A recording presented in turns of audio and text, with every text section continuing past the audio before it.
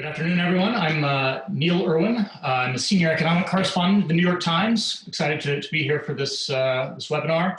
I'm also a senior advisor for a newly formed Initiative for Economic Policy here at Columbia Business School.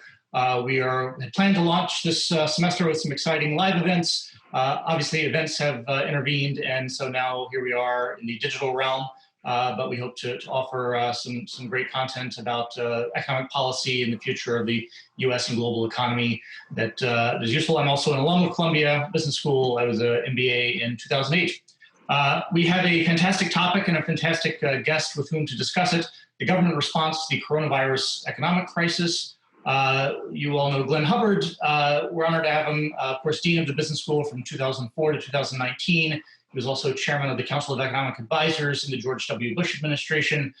Glenn, as many of you know, understands Washington policy, the economy, and business, and how all three of those things intersect. So we have a lot to discuss. And our timing was fantastic because just this morning, the Federal Reserve announced term sheets on a bunch of different programs to try and pump money into the financial system, into the credit markets, $2.3 trillion worth, a really remarkable development. Before we turn to that, though, Glenn, help us understand where the economy is. What is your assessment of how bad this is going to get, and to what degree the economy is at risk, and how this downturn might be similar or different to others that we've experienced? Well, great question. Thanks, Neil, and thanks for all that you're doing, not only on this, but generally with the program. It's going to be bad for a while. This is going to be a very sharp contraction, both in GDP and in employment, and we're already seeing that. In some sense, that's not even the tough question. We can all fight about how big that contraction is. It will be off the charts in both. The question is, what does the recovery look like? And the familiar shapes people talk about V's and U's, I think aren't quite as good as what I would think of as the Nike swoosh analogy. So you have a sharp downturn, and then you have an upturn, but it takes a while to get to where you started. I think that seems more reasonable. The slope of that swoosh is going to depend on, first of all, the health issues. How quickly can we reopen the economy? And then also from a policy perspective, how well have we stopped the supply constraint from closing the economy down from morphing into a doom loop? That's part of what the Fed was trying to get at. That's what the Congress was trying to get at in the CARES Act. And that's a big question. No doubt about it. In the near term, this will be a severe downturn. I like this analogy of the swoosh. In that framework, it almost doesn't matter exactly how deep the initial dip is. It's a question of what the slope is and how quickly we come back. Exactly. In some sense, the size of the downturn at the beginning is governed really by health policy concerns, how much of the economy we have to shut down and for how long. That's in part informed by economics, but it's largely a health decision. What becomes more economic is how we get out of it. And so if you think about different sectors of the economy, many small and mid-sized businesses that were the focus of a lot of Congress's work would find it very difficult to deal with a shutdown situation. I'm thinking of many firms that operate in service sectors or non-durable goods sectors of the economy. They're not going to make it up in demand later. This is totally lost demand. They may go out of business. Their employees will lose their jobs. That's why the Congress had stepped in with programs for small and mid-sized firms, as well as increases in unemployment insurance. So that should help cushion things as we start to reopen the economy. The question is it enough? I don't particularly think it is. I think there's more action there. The Fed stepped in with its own versions, which I think of as being more aimed at the higher end of markets, first commercial paper, now talking about investment grade corporate debt, maybe some junk debt, municipal bonds. There is a Main Street lending facility there, but despite the fact that there's a term sheet, not a lot of details.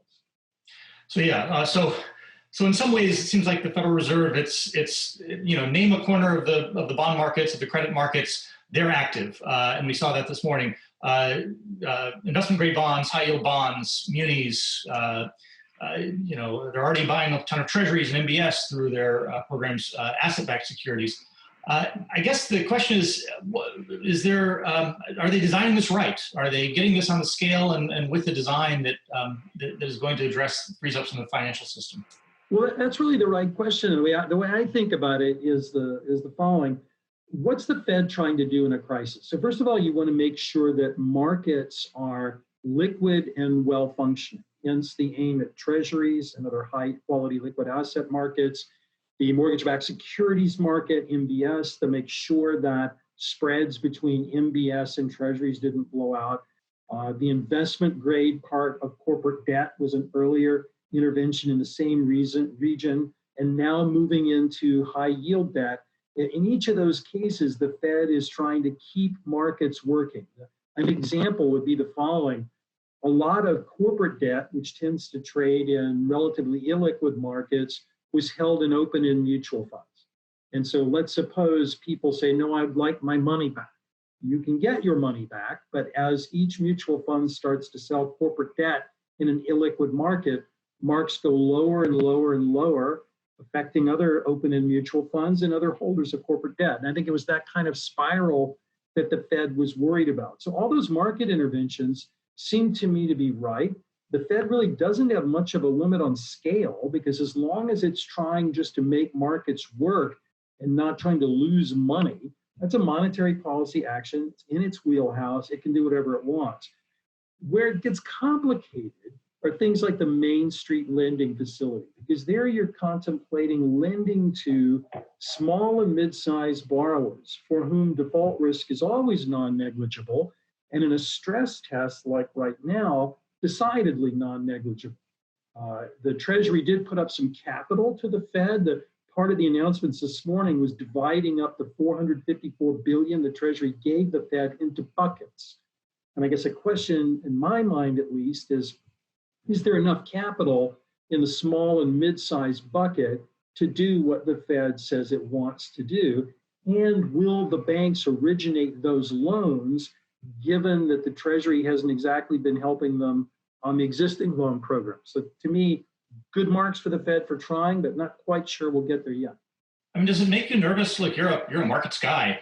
That we have a bunch of economists in a building in Washington are doing credit allocation for the entire U.S. economy. Is that a risk that's the world we're heading toward? If it's credit allocation, that is a huge risk. I was on a webinar the other day with Larry Summers, and we were both joking that if we wanted to hold a conference on R-star, there's no doubt the Fed building would be the building we'd want to do it in. If we wanted to try to operate financial markets, we'd probably want people who have a little bit more private sector practical expertise. I think the real issue for the Fed is about, as you put it, credit allocation. You're doing credit allocation, that sounds like fiscal policy to me. It sounds like what the Congress ought to get doing. And that's why I'm worried, because if there's not enough capital and the Fed actually loses money, then we know it's putting more money into a sector than Congress intended. It may or may not be a good thing economically, but it is fiscal policy. So there'll have to be pretty close coordination between the Treasury Secretary and the Fed Chairman, who apparently do get along well and talk in any event. But it's definitely something I'm worried about, and I think many market participants are worried about. Yeah, it seems like we've seen this many times since the global financial crisis. Because the Fed, they're technocratic, they can act quickly. The government seems to rely on them and their capacity to create money out of thin air, even in areas that are really traditionally Congress's job and the administration's job. Yeah, I agree, and it's a frustration. And by the way, I don't think it's just America. I think the European Central Bank has been put in that position. The Bank of Japan has been put in that position. So it's not just the United States. But what I would say is that the trouble is not just that we're asking the Fed to do too much, although we are. It's that some of it the Fed just can't do. So if you take, for example, what the Congress did with the so-called Paycheck Protection Program and the CARES Act for small and mid-sized businesses, that was effectively a grant.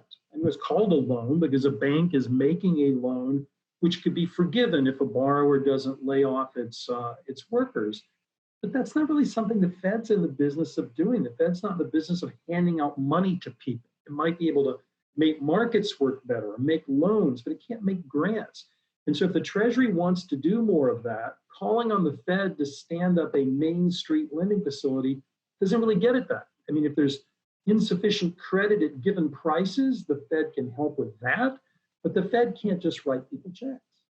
Yeah, so I think there's a really important distinction between anything that's a grant or just giving money to people, businesses, state and local governments to help them ride out this period versus providing liquidity, which is a loan, which you have to pay back.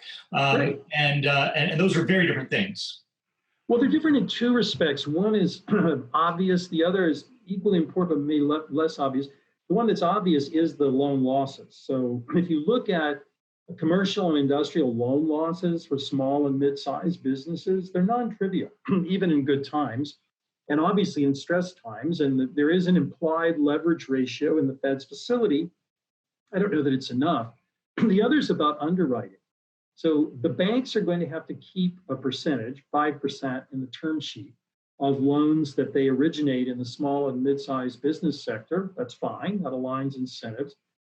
But will the banks be willing to underwrite enough loans? There was a time not too many years ago when the government sued banks for having originated mortgages that it thought were improper.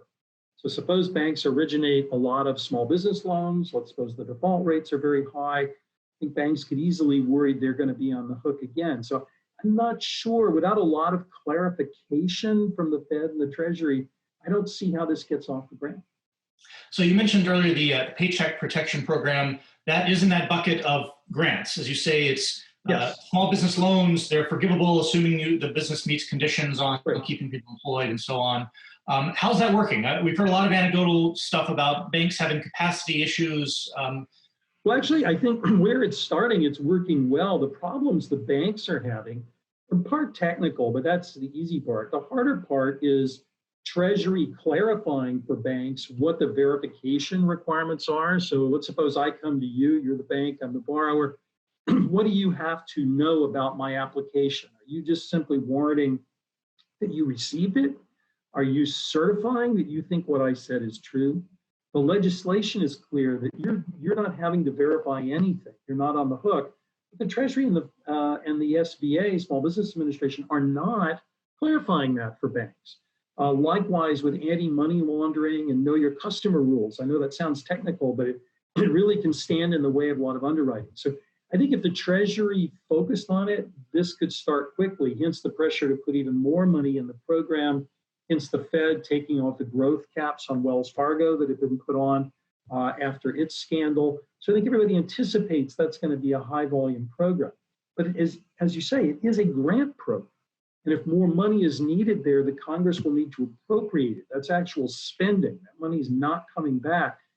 What the Fed could do in that program, I don't know if it will, but it could do, is buy those loans from banks as a way of refunding faster than the SBA. So in other words, you make the loan to me, you sell the loan to the Fed, and then the Fed simply gets reimbursed by the Treasury instead of you, the bank. That could be done if the Fed wanted to. Seems like kind of a Rube Goldberg device to have SBA give money to the banks and the banks have the guarantees and sell it to the Fed. Well, the problem is a crisis. So this is a point maybe we can get to a little later about how you prepare better for a crisis, but we didn't really have a mechanism to stand up a government entity to do grants.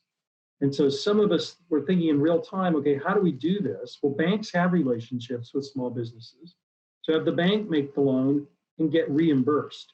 And it turns out that's easier to do in theory than in practice because of these know your customer, money laundering rules, banks' fears about litigation. So that's what's slowing things down a bit. But I think in a crisis, that was about the best we could do. Relying on the SBA with respect, I would have thought would have been a far worse outcome. All the SBA is doing here is the backbone to get the money back to the banks. That's why I say if the Fed could buy the loans, then that becomes easier. So we've been talking about all these programs aimed at credit and businesses. Should we be talking more about just helping people? The direct payments that were part of the CARES Act, enhancing unemployment insurance benefits. How do you think of these trade-offs of trying to encourage businesses to keep people employed versus helping individuals who are in a bad situation? Well, we need them both as belt and suspenders. I mean, for first principles, if you can keep people on the job, you're simulating a normal economy in a period where we're not normal. And that's probably a good thing to do. And then you wouldn't need unemployment insurance, and you would be keeping more people on their health insurance and so on. There's obviously going to be slippage, and you do need strong unemployment insurance. The CARES Act, my way of thinking, made a bit of a mistake by making unemployment insurance benefits too generous. They added on 2 layers of unemployment insurance benefits. So for many employees, it actually made sense to go on unemployment insurance and not stay in their jobs. That's probably a drafting error, is my guess, but it's one that we should probably avoid going forward. It's not going to last very long, so it's not going to be a huge problem, but I think it's there. So I think you need both the unemployment insurance leg and the lending leg. Both, however, are revealing problems. Each state that has a lot of UI claims is having a hard time processing them, just like you were asking me about the banks. So one of the things we're learning is that our infrastructure for delivering money to people is creaky. So I'll give you another example. The idea about sending checks to people. So in addition to the unemployment insurance bucket and the grants bucket, there's the send checks bucket. Sounds easy, just send people a check. Well, the IRS says a lot of the people who would receive checks, that is the under 75,000 range, are not in a direct deposit relationship with the IRS, and it wants to send them paper checks, which would take months. And many banks say they don't like paper checks from the government, particularly from low and moderate income people bringing them to the door.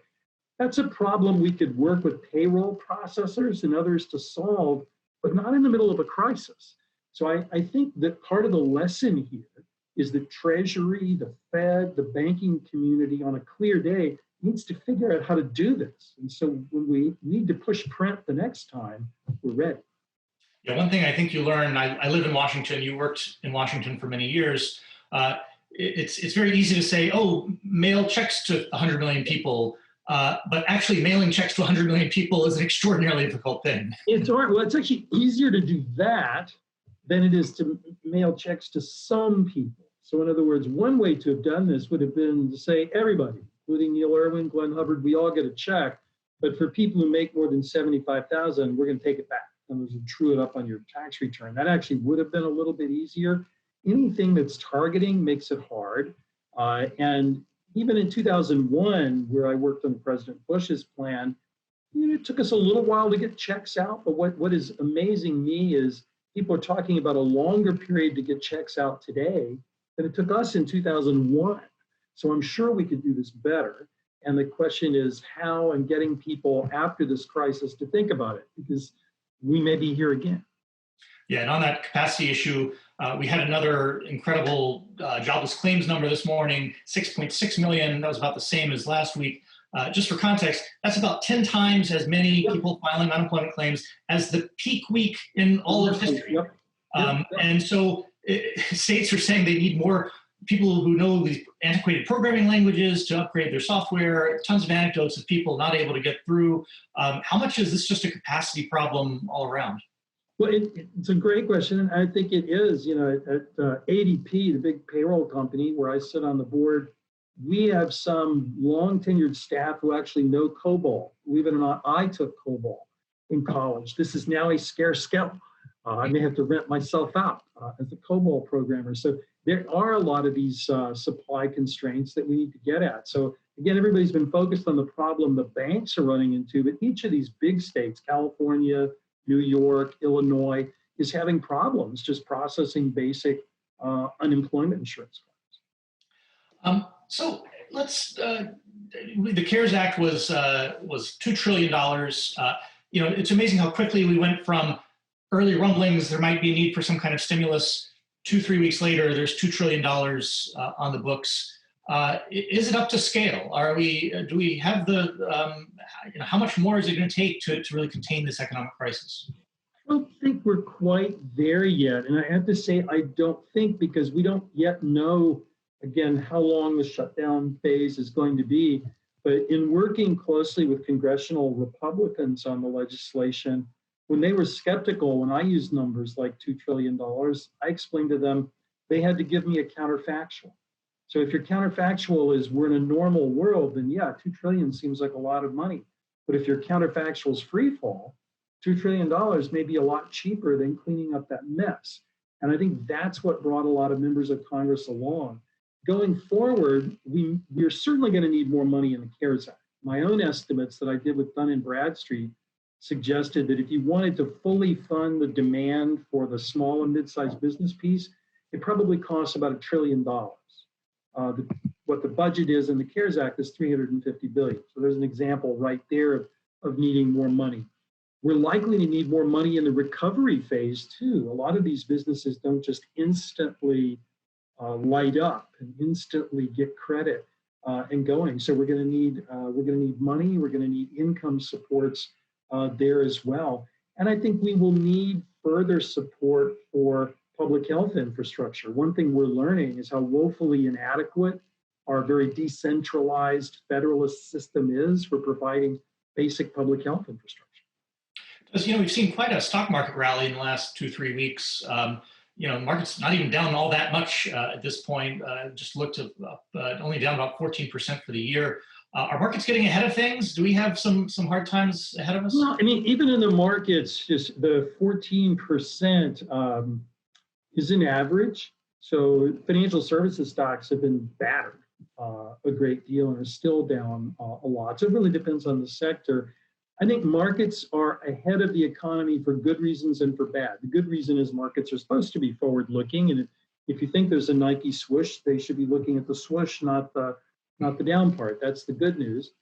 The bad news is, of course, they may be pricing a recovery that's more vigorous than is possible, either for health reasons, that is, there could be new waves of COVID-19 in, let's say, the fall or the winter, or that economic policy hasn't been up to the job. Markets on the way down probably priced in too much of a downturn for two reasons. I think they were pricing in relative inaction by the Fed and markets, and that was not the case as they saw. And I think they were pricing in longer term hits to earnings than I at least think is likely as a result of something like this. So yeah, I think markets got ahead of themselves for the right reasons and the wrong. We've been talking about the kind of general rescues, credit market stuff. Can we talk about industry bailouts? You worked on one airline bailout in the Bush administration in 2001 after 9/11. Looks like the airlines are lining up again. Anything that you would advise Congress or the administration on the structure of any industry bailouts? Whether government should be taking equity slices, what conditions should be attached to industry bailouts? Great question. And here I think about this very much differently than I think about small and mid-sized firms. So in small and mid-sized firms, you're talking about complete lack of access to financing. You're talking about genuine solvency issues, not just liquidity issues right away. For large firms, it's a different problem. And I think that the Treasury does need to make funds available to those firms, but it needs to be done in a way that doesn't exacerbate their financial distress, doesn't have the Treasury trying to control business corporations, and rewards the taxpayers for effectively providing what I would call tail risk insurance that no firm could get on its own. No private market is going to sell you insurance for an event like we just saw. So how do you do that? To me, it's preferred stock with warrants. And we've seen this play before. It was the structure used in the TARP program, the banking program. And the reasons are simple. Preferred stock would give the Treasury a senior claim to common stock, but wouldn't burden a company with financial distress. That is, it wouldn't be a loan that's disrupting the debt capital structure. It doesn't involve corporate control in the way that a common stock offering does. The Treasury could either get warrants attached to it to participate in some upside as the recovery materialized, and or the dividends on the preferred could be structured as payment paid in kind as opposed to cash, and the in kind being warrants to the Treasury. So those are design issues, but as a principled matter, you want the Treasury helping, not hurting, not controlling, but giving taxpayers a fair return. Now, on the other hand, many large firms will simply want a check. And that, to my mind, is probably not the best use of taxpayers' money. The airlines have some argument because of cargo that they can claim to be perhaps an essential facility, but I think the loans, the way I've described them, are useful. I also think that they need to occur in a way that looks standardized, because the more Treasury officials do custom contracts, it raises the question, is somebody getting a special deal?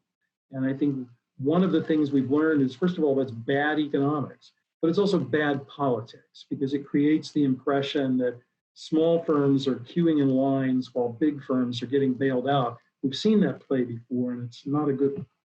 What's the case in the opposite direction? Why not, Chapter 11 exists for a reason. If an airline, if a cruise line, if a aerospace company is bankrupt, why not just have a restructuring and let debtors take over? Because it's too many. It's a systemic problem. If it were a single company that had gotten itself in trouble, that's absolutely right. But when you have entire industries like this, the time frame would be very long lasting. And if the Treasury does this right, taxpayers won't lose money. Let's remember, taxpayers didn't lose money in the banking industry. They lost money in the auto industry, which they probably shouldn't have done. But they didn't lose money in the banking industry. Here, if they do it for liquidity reasons with upside kickers, I don't think taxpayers will lose either. So for everyone watching, if you'd like to put in a question in the Q&A tab, I will start kind of folding those in. Let's start with one. The government response has essentially been enacting MMT. You lost your volume. Oh, shoot. You hear me? Nope. Test. Now I got you. Gotcha. Sorry about that. The government response has essentially been enacting MMT, modern monetary theory, the idea that deficits don't matter, essentially. What are the implications on inflation and the power of the U.S. economy among the global economy? Are we courting an inflation problem here? I don't think so is the bottom line. I'll wind up to why. First of all, on MMT, the trivial part of MMT, it is surely true that there's only one balance sheet. It's taxpayers. And the Treasury and the Fed, those are just part of the taxpayers. The Fed is an accounting fiction that Congress created. It is really dealing with the Treasury's credit. Its delegated powers are simply delegated by Congress. I don't think it's true that deficits don't matter. I think there's a big distinction between a large amount of one-time borrowing like you would do in a war or to fight a pandemic that you work through later through a combination of growth and fiscal adjustments. That's different than saying we can create self-perpetuating programs with very large future fiscal costs out of thin air. I don't see that. So I think that distinction is going to be important, and I expect it to be fought about this fall, because in the election campaign, I think there will be pressures on Vice President Biden to champion entirely new programs. I can hear the rhetoric: if we can spend $2 trillion for this, why can't we spend it for that? Not realizing you're comparing an apple and an orange. The $2 trillion we just spent is a stock. It's a one-time $2 trillion. Creating things that cost $2 trillion and then 3 and then 4 and then 5 and then 6 lead to sustainability problems. So I think it's very different. Another question is there a different and more efficient way to get money to small businesses? The distribution through SBA and national banks is not getting money to the people who need it most. It's going to create anger where it's not helpful. Is there a better way to do this? I wish I could say yes, but I don't think so. In principle, if we were, on a clear day, we had all the time in the world, you could stand up a government entity that is able to do this and just hand out the money as people come in. I don't see Congress doing that, and we certainly didn't have it now. Banks were the closest thing to making this work, and the reason it's gotten off to a tough start is really not about banks. I mean, if you're a bank, you want this to work. These are your customers, and you look like a hero. No incentive problem there. The Treasury Department, under the present Treasury leadership, is simply dragging its feet. It's simply not getting the job done, and Congress needs to put the pressure on the Treasury to do that. So do you think the U.S. government will or should reduce or remove tariffs on China to smooth the flow of products to U.S. consumers? Is this a time to de-escalate the trade war?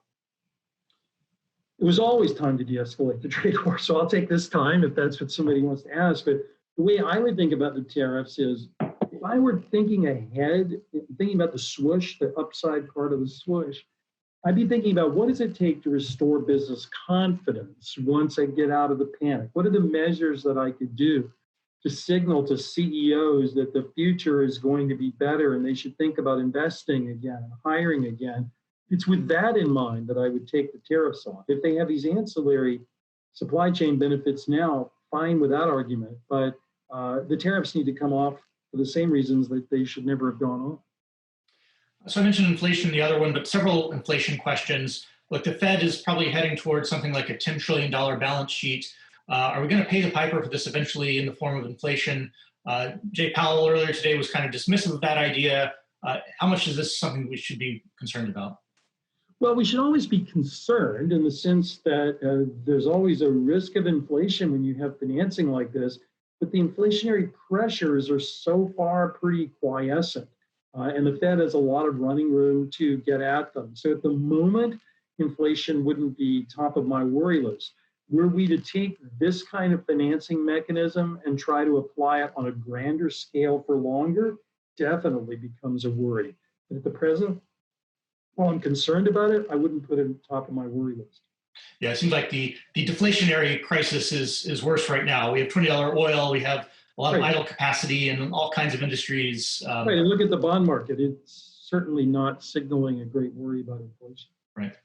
How about the role of the dollar and the U.S. and the United States in the global financial system? The Fed's been doing these swap lines. Does this affect the path of kind of the dollar and U.S. capital markets as the central to the world financial system? It absolutely is. I mean, the dollar remains king. And I've always been skeptical over years when people say, well, the euro will take over or the RMB or some other currency. I just don't see it given present institutions. And one way you know that is whenever there's a crisis of any kind, the enormous flight into the dollar and into U.S. Treasury debt in particular. So I think as long as we don't blow it, if you will, as a country with crazy policy, the dollar is likely to be the reserve currency for a foreseeable future because it's hard to imagine who else would have that kind of international standing and capacity in a crisis. Speaking of international, I mean, how do you view the level of international cooperation in this crisis? I think that can apply on both the public health side and the economic side.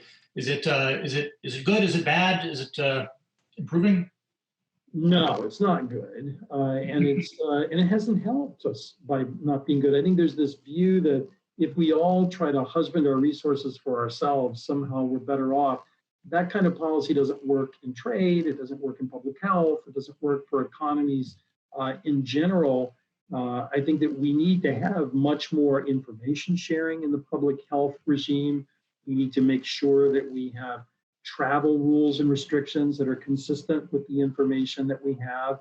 And we need to have a public health infrastructure that has global components. For economic policy too, whether it's regions like Europe that need to have more burden sharing, or aid to emerging markets who are going to suffer far worse than anything that we're experiencing here. All of this needs to come up, not just out of virtue, although I think that's a reason to talk about it, but out of the benefits for the industrial democracies and for the United States in particular of having that conversation. I don't expect the president to lead that. There's been a lot of talk about rent cancellations, people struggling to pay their rent, obviously. There's already been forbearance on a lot of mortgages. Can we talk about housing and whether there's any kind of systematic way the government can try and help people or what's going to happen in housing? Yeah, it's hard. Columbia did make me pay my rent, so I had to pay. So your paycheck also cleared, though. So my paycheck also cleared. I hope. I didn't check whether it cleared. I know it. So I think the real question is, how would you imagine this? And if everybody were literally in this boat, to your point about paychecks clearing, if we were all in a bad way, you could imagine freezing a system that says, look, we're going to work this out. Everybody just stand down. The problem is there are many people, whether they're companies paying rent or individuals paying rent, who can pay rent. I can, you can, and we should. And so the question is, how do you get aid to people who can't? It's complicated because some of the landlords, not small landlords, but large commercial landlords, have, of course, mortgages and securitization of those mortgages. And so if you're talking about the ripple effects from Joe's small business not paying its rent to a securitization, they're really there. So I think if this goes on more than a couple of months, that's going to present itself as a big issue. Detail perhaps, but after Dodd-Frank, a lot of the big banks got out of the mortgage servicing business. You have a lot of non-bank mortgage servicers. That's going to be an issue too, going into a rent crisis. Yeah, that's what makes the economy so complicated. Is it's an interlocking system, and my rent payment is going to somebody else's property management staff and to their debt payments, which is in a security that's in somebody else's pension. It's hard to take one piece of the system out without causing a lot of weird ripple effects. Right, and that's why I say you'd have to freeze the whole system, and that doesn't quite make much sense in an environment where many people are fine. So freezing it for them just doesn't make sense. So when the U.S. economy does begin to restart and reset, what role should the federal government have in setting priorities for state and municipal execution on when economic effects are at a local level? Is there a changing role for the feds? Well, you're asking a really good question, because this crisis has had two kinds of centralization to it. A centralization shifting some fiscal responsibilities from states to the federal government, but also more command and control federal policy. The discussion of invoking the Defense Production Act, for example. The question is, what's the line where you ought to cross that? To my mind, we need to be more flexible in providing block grant support to states that we can dial up and down, whether that's supporting their Medicaid programs in a public health crisis or public health infrastructure. We ought to have clear rules around when we'll try to bypass a market economy with the Defense Production Act. So these are all things we're sort of groping our way through now. We haven't had a crisis quite like this.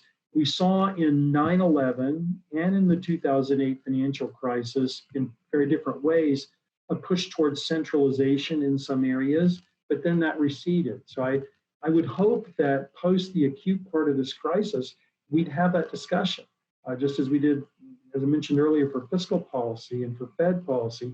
On a clear day, how should we design better mechanisms for the next crisis?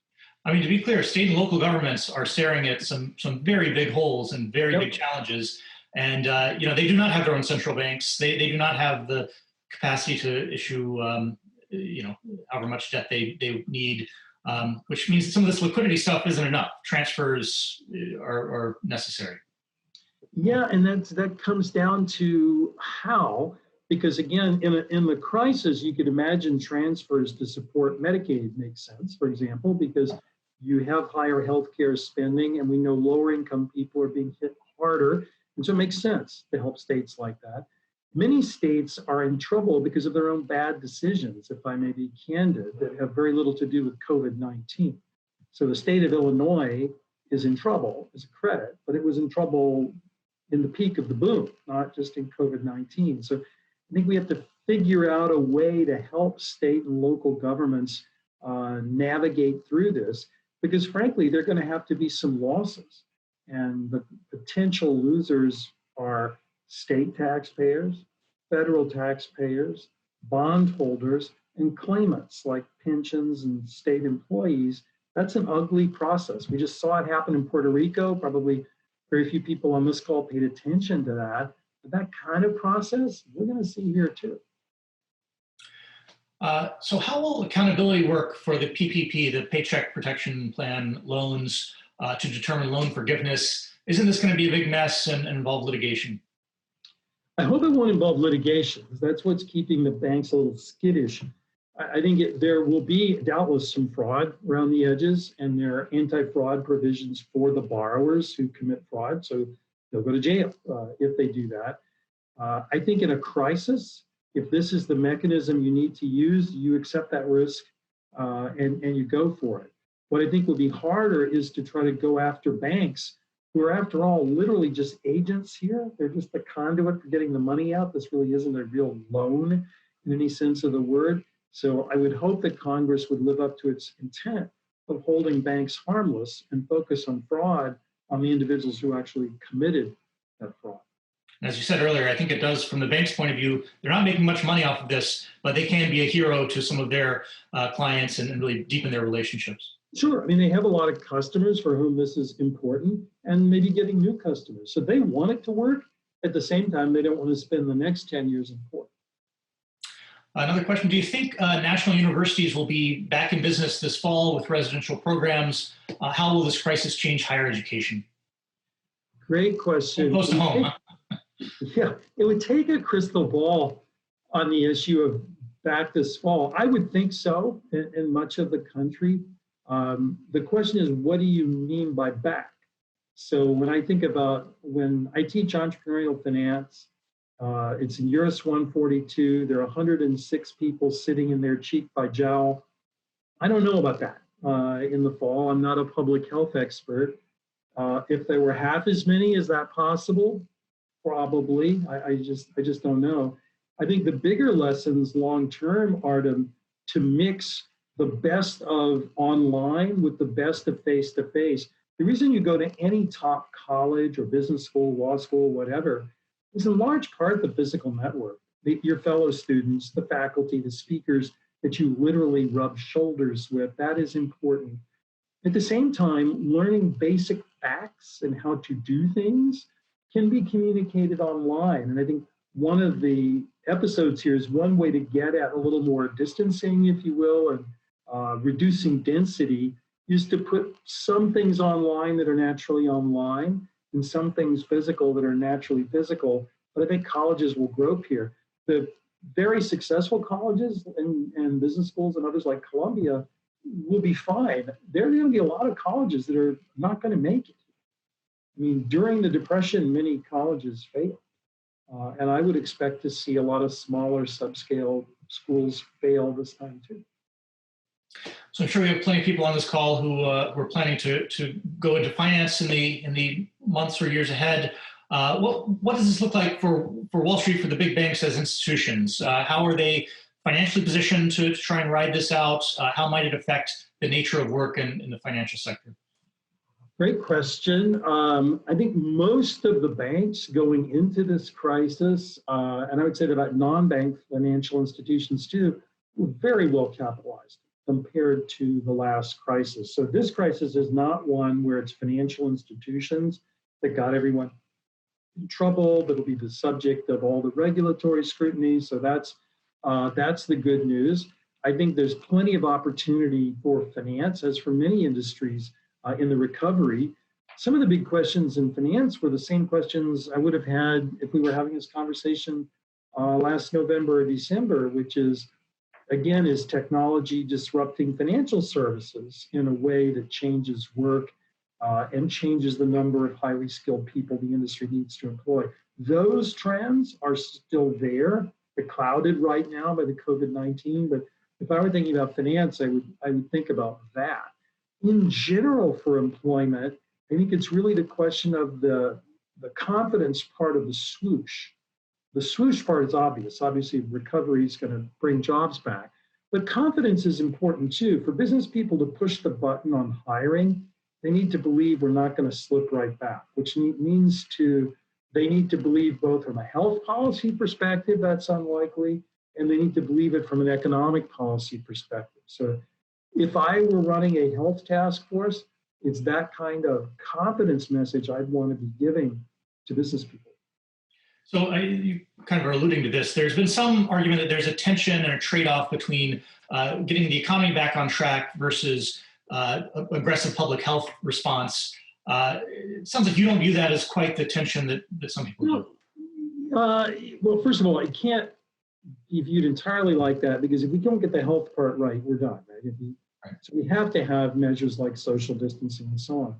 At the same time, I'd be more comfortable if I thought the president's very talented public health advisors were sitting down with economists and business leaders on a fairly regular basis, because we all take calculated risks. You know, if I never leave my apartment, I will never get hit by a bus. But I may be missing out on an awful lot if I live my life that way. We all take calculated risks. So once we're out of the acute risk phase, I think we have to calibrate those risks. So to give you a tangible example, I get nervous when I hear public health officials say, well, for hospitality, restaurants, hotels, we'll just move to, say, 33 to 50% capacity for an extended period of time. Well, you can't operate those businesses that way. That's just not how they work. Anybody who had a modicum of knowledge of business would have known that. So I say it with respect that somehow we need to get into the debate, the notion of trade-offs. And I'm not saying which one should prevail, but we need to acknowledge the cost of what we're doing and try to figure out, is that really efficient? Yeah, restaurants are not exactly a fat profit margin business with a lot of room. No, the idea that they're going to operate a third full just doesn't happen. So question, private equity and venture capital portfolio companies have been carved out from much of the relief plan. Do you see a chance they will amend the rules to allow these businesses to participate? What's the state of play on portfolio companies? You know, that's a regulatory decision. I don't think they've been explicitly ruled out by legislation. It really is up to Treasury in the reg process. And I think it will depend on whether they meet the bona fide characteristics of the business like another business. To me, it doesn't matter whether a business has a venture capital banker, a backer, or 5 random individuals. I don't see why that should matter, but it'll be the Treasury that makes that call. So, if, as we discussed earlier, if the CARES Act, if we're going to need more, how confident are you that the political stars are lined up in ways that can allow that to happen? We're in an election year, deep distrust between Democrats and the president. Do we have the capacity to do whatever further response is needed in the months ahead? I think we do. The CARES Act had a vote in the Senate of 96-0. I don't know the last time I saw such a vote like that. And I think the reason for that is in a crisis, people do tend to come together. And some of the elements of this, like the small business program, have support on both sides of the aisle. So I think if we're going to plus up money in the CARES Act, it would have to be things that both parties, for whatever reason, believe is worth doing. So that's why I think replenishing funds for small and mid-sized businesses, that's probably something both parties can agree to. Some extension of unemployment insurance, my guess is both parties can agree to. When you get into issues that are more on the wish list of either party, then probably not. Yeah, I mean, there is a challenge here that everybody sees this massive legislation happening. Anything that you've wanted all along, now seems like the time to ask for it. But the more people try and do that, the less likely anything is to pass. Well, that's why whatever your politics are, I think you have to admire Senator McConnell's leadership in the Senate. I mean, he really tried to cabin a bill that got through the essence of what he believed was necessary. So I think if we have good political management, that will happen. But yeah, there's going to be lots of pressure. The problem is if things become a Christmas tree, they just won't pass or the president won't sign it. So if it's a crisis, we really have to focus on the crisis. Whoever the new president is, whether it's the existing one or Vice President Biden and a new Congress, they'll then have to decide going forward. So let's talk about what happens after this is over. How much, what is this teaching us about ways the U.S. government should operate better, should be better prepared? What lessons should we try and remember a year or two from now when we're looking back on this? It's a great question because I think there's a big lesson for government. I also think there's a big lesson for business. So for government, being prepared for something like this should be much more obvious. When I was in the Bush administration, we did an enormous pandemic project. The context of the time, students probably won't remember this, but a bit of ancient history. At the time of 9/11, there was also an anthrax scare in the country. Members of Congress, others were receiving anthrax in the mail.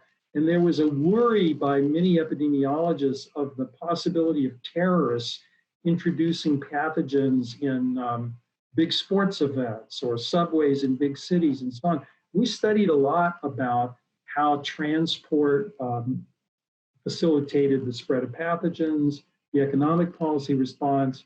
I'm confident that other administrations did that too. The question is, why weren't we better prepared, given that there's several notebooks like that? So keeping that exercise up and involving in that exercise the Fed chairman or the Secretary of the Treasury, who are going to be called upon in the heat of battle to act, thinking in a clear day really helps.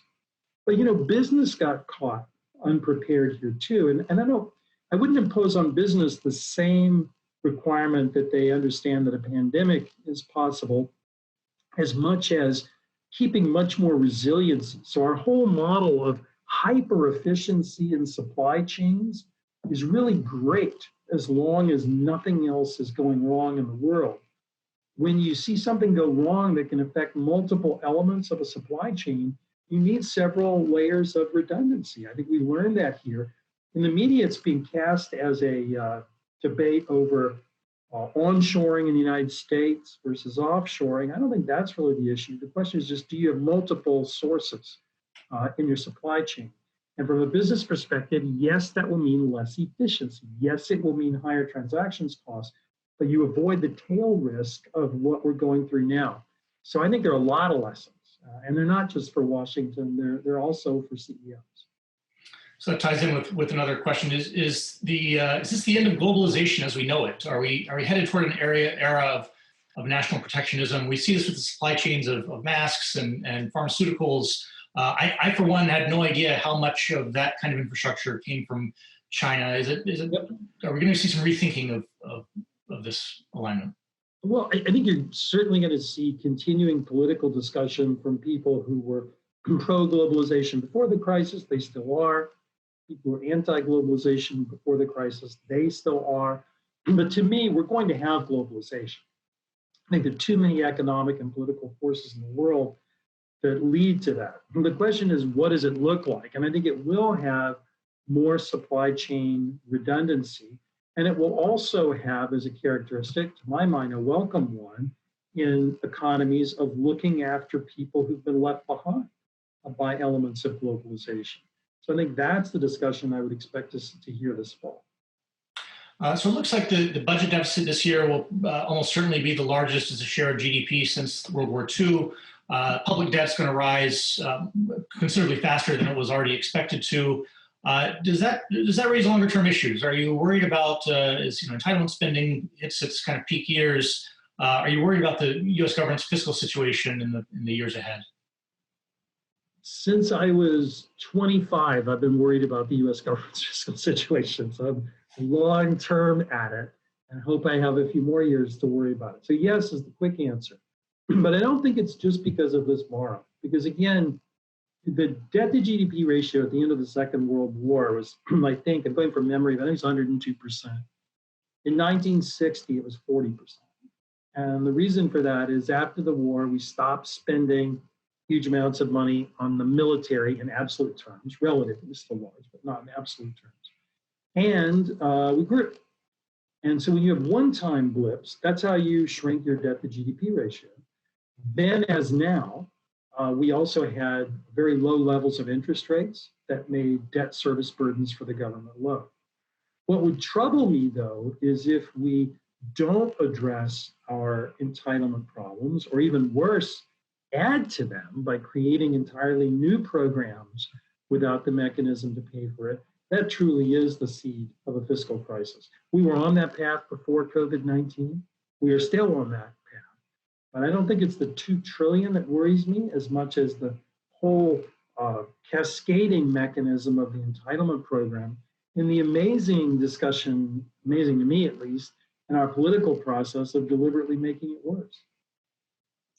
We have covered an amazing amount of ground. We've got 5 more minutes or so. So if you have additional questions, put them in the Q&A tab in the software.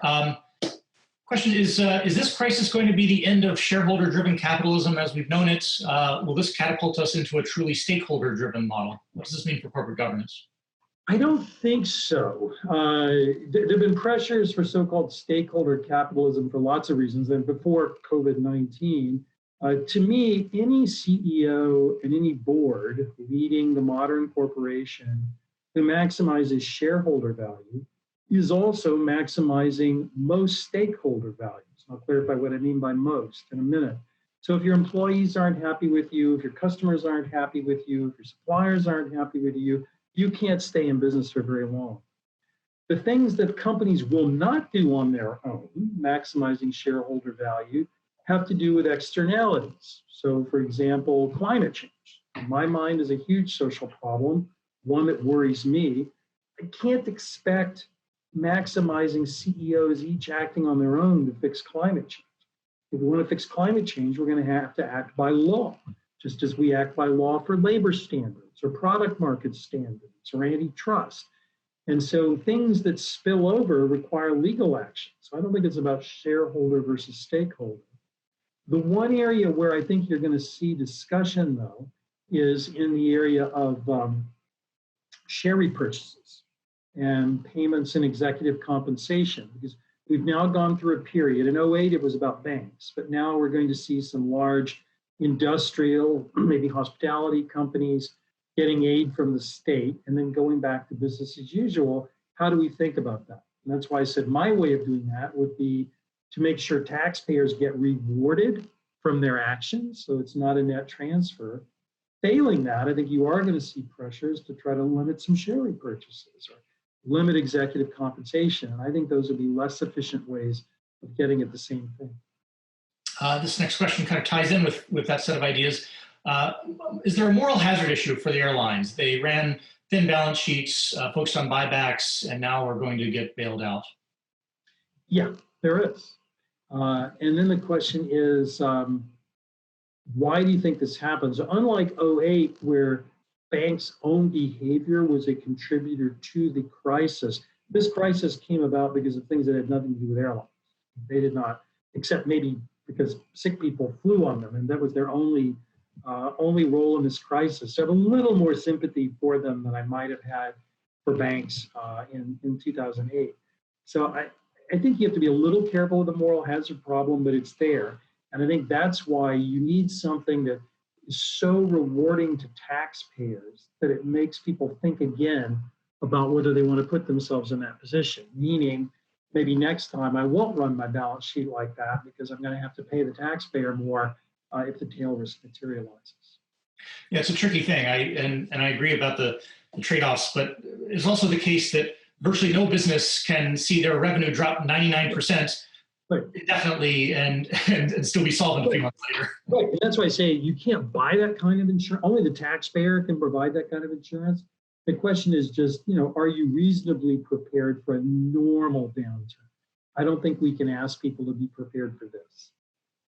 So if we do this again in 5 or 10 years, how confident are you that we'll be talking about a strong and robust U.S. economy and finally back to normal? What is your level of optimism or pessimism that we can get our arms around this and return to something like we're used to?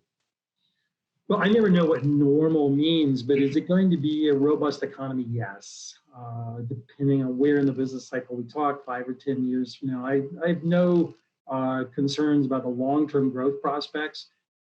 My concerns for the past few years have been more political than they are economic. Do we have a system that allows the positive technological change and growth that I see as being possible from business people? Provided that happens, then I think there's every reason for optimism. I think we are learning that we need to be more careful and more prepared. Just as our world changed in some permanent ways after 9/11, so it will too.